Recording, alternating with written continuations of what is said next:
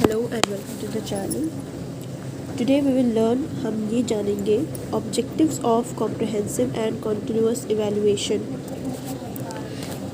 Objectives of comprehensive and continuous evaluation.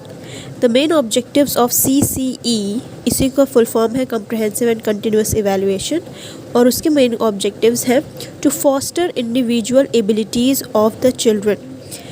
जो एक children में जो बच्चों में उनकी अपनी अपनी जो एबिलिटीज़ होती हैं उसको अच्छा करना और इम्प्रूव करना और उसमें वर्क करना, ये किसका काम होता है? टीचर्स का।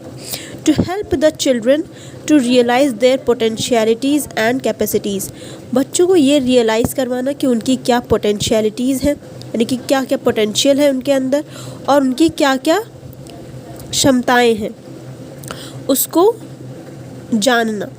To enable teachers to evaluate those attitudes, abilities and skills which are impossible to evaluate through traditional examination.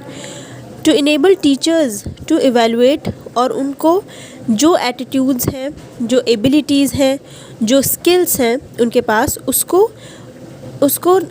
evaluate करना, यानी कि कितने लेवल तक है उसको evaluation करना। क्या attitudes, abilities and skills which are impossible to evaluate through traditional examination. इनको हम ट्रेडिशनल एग्जामिनेशन, जैसे हमको पेन और पेपर मिलता है उसमें क्वेश्चन लिखा रहता है, तो उससे हम नहीं जान सकते कि उनका एटीट्यूड कैसा है, एबिलिटीज़ क्या है। ज़रूरी नहीं है कि हम वो आर्ट में ही बेस्ट हों, वो मैथ्स में बेस्ट हो सकते हैं, लेकिन कुछ चीज़ें होती हैं जो आउट ऑफ सिलेबस होती हैं। जैसे कोई बच्चा है जो खिलौने, अगर टॉयज़ ख़राब हो जा रहे हैं उसको बना ले रहा है, तो ये कुछ एबिलिटीज़ होती हैं। और स्किल्स हैं, जैसे सपोज़ हमारे ड्राइंग जो है 10th तक होता है या कहीं 5th तक ही होता है, जहाँ तक ड्राइंग नहीं होती है, तो उसमें हो सकता है वो बेस्ट हों, या उनको कपड़ों का वहाँ पे जहाँ वो रहते हैं वहाँ पे प्रिंट करवाया जाता है तो प्रिंट बहुत अच्छा कर लेते हैं, तो मेहंदी लड़कियां बहुत अच्छी लगा लेती हैं। तो ये चीज़ें जो एवेल्युएशन है, इनको आप नहीं इवेल्युएट कर सकते कि कितना अच्छा कर सकते हैं। तो उन सब चीज़ को इवेल्युएट करना, जो कि हम लोग ट्रेडिशनल एग्जामिनेशन पेन पेपर से तो मेहंदी नहीं बना सकते ना, तो उनको इवेल्युएट करना। जैसे इसीलिए कंपटीशन रखा जाता है मेहंदी कंपटीशन, रंगोली कंपटीशन, रेस, ये सारी रेस करना, ठीक। To help teachers in improving the level of achievement, उस जो भी लेवल उनका अचीवमेंट का आया है उसको और अच्छा इम्प्रूव करना। To emphasise the development of non scholastic areas, जो जैसे मेहंदी स्कॉलिस्टिक में नहीं है, रंगोली लगाना स्कॉलिस्टिक में नहीं है, जिसे जो पढ़ाई जाती है, जो सब्जेक्ट का होता है, रेस लगाना और जंपिंग करना, तो ये सब नॉन स्कॉलिस्टिक एरियाज़ हैं, उनको डेवलप करना।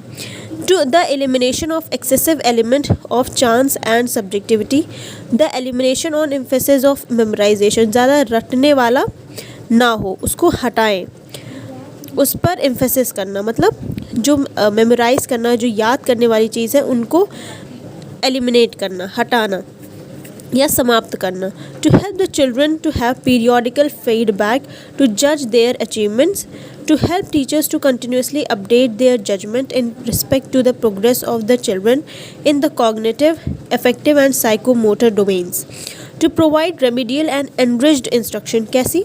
रेमिडियल एंड एनरिच्ड इंस्ट्रक्शन, जो किसी चीज़ में उनकी मदद करे। रेमिडियल टीचिंग क्या होती है? Improved version of giving instruction. अगर बच्चों को आपकी जनरल लैंग्वेज में नहीं आती तो आप करके सिखाते हैं, रेमेडियल टीचिंग में आता है, जिसमें हम TLM का इस्तेमाल करते हैं, टीचिंग लर्निंग मटेरियल्स।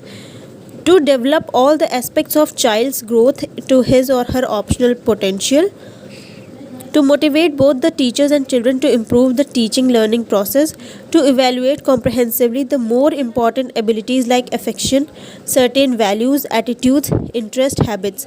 तो उनको, जैसे मान लीजिए उनका इंटरेस्ट किसी चीज़ में है, सपोज़ उनका इंटरेस्ट दौड़ने में है, तो उसको इम्प्रूव करना, उनको नेशनल लेवल पे खिलाना या स्टेट लेवल पे खिलाना, तो ये सब टीचर्स का काम आता है कि जो बच्चे के अंदर स्किल है उसको और अच्छा कैसे बना सकते हैं या और निखार कर उसे कैसे ला सकते हैं।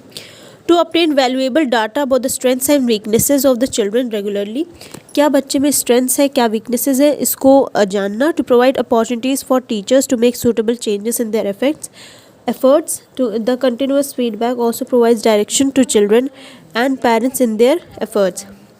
ये कंटिन्यूस फीडबैक क्या करता है, डायरेक्शन देता है, दिशा देता है बच्चों को भी और पेरेंट्स को भी कि उन्हें किस दिशा में बच्चे के काम करना है। अगर उनको वीकनेसेस मान लीजिए पता है तो पेरेंट्स भी काम करते हैं कि उनके वीकनेसेस को हटाएं या उसको कैसे वर्क करना है, कैसे उन पर और काम करना है, उसके लिए दिशा निर्देश ये कंटिन्यूस फीडबैक देता है। घर पे बच्चे रहते हैं तो पेरेंट्स भी इसका ध्यान दें कि उनको कैसे बच्चों को उनके एफर्ट में उनके जो वीकनेसेस हैं, इसीलिए पेरेंट्स टीचर मीटिंग ऑर्गेनाइज की जाती है जिसमें पेरेंट्स आके बच्चों से मिलते हैं। तो ये रहा, तो इतना ही होगा और नेक्स्ट टॉपिक रहेगा हमारा फॉर्मेटिव एंड समेटिव इवैल्यूएशन।